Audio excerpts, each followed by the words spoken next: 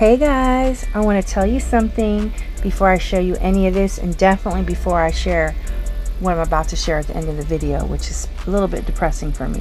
But anyhow, I just want to let some of my new subbies know who may not know that there was a stretch of my life where I didn't have a home.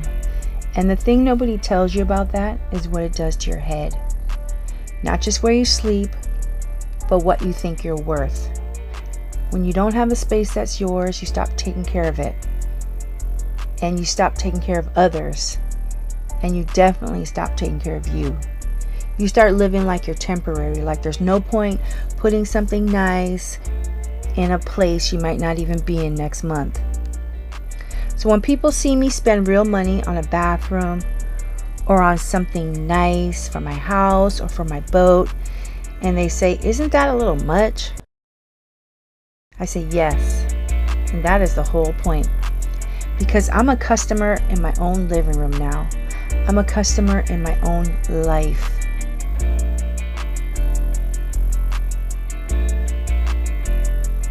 And I spent a long time being somebody who didn't think she was worth spending on. Now here's the part that surprises people. This isn't reckless. This isn't Amazon, click once, add to the cart. This is the most disciplined I've ever been, because I only spend on what pays me back. And I'm going to show you how I do that math. So let me explain cost per use, because this is the thing I actually live by now. It's simple. Take what something costs, divide it by how many times you use it, and that's the real price. Not the sticker, the real one. A cheap thing you touch twice and shove in a drawer, now that's expensive. A beautiful thing you use every single day for years, that's the deal of the century. That's the difference between luxury that's earned and luxury that's just loud. And I'm not interested in loud. I'm interested in the stuff that pays me back every single day. So stay with me. It may sound a little unhinged, but I treat myself like I'm my own best customer. Whether it's my clothes, my shoes, my home, my space, my furnishings, my finishes. Everything I look at in my home, when it looks good, I get so much value. When I run that bath and I see the tile and I see the lime wash and I see the jets and I see the bubbles, I feel rich. Even if I have $10 in my bank, I feel rich. You know what I'm saying? So let me know if you live by this same philosophy. Teacher's gifts for my psych teacher, which he is so cool. He knows the material inside and out. Like, it's so refreshing, but he's kind of hard. He's a hard nut to crack. He doesn't like compliments. If you give him a compliment, he might think you're manipulating him. He's that type of guy. Anyhow, I got him these cute little towels. They kind of remind me of like Japanese colorway, like a soft cream and a grayish blue. I got him at Nordstrom, $15, and like I really like the way they wrapped it too. So I got him that. And for my community teacher, I got her one of these. Have you guys seen these? They're at Barnes & Noble's. They're basically a lap desk, and it's different from just like a tray that you put, because it has like a bean bag, so it really does like mold to your lap. You can put your laptop. I can spend hours working on this in my bed, and she's always grading homework all times of the day and even at night, so I'm like, she's always working.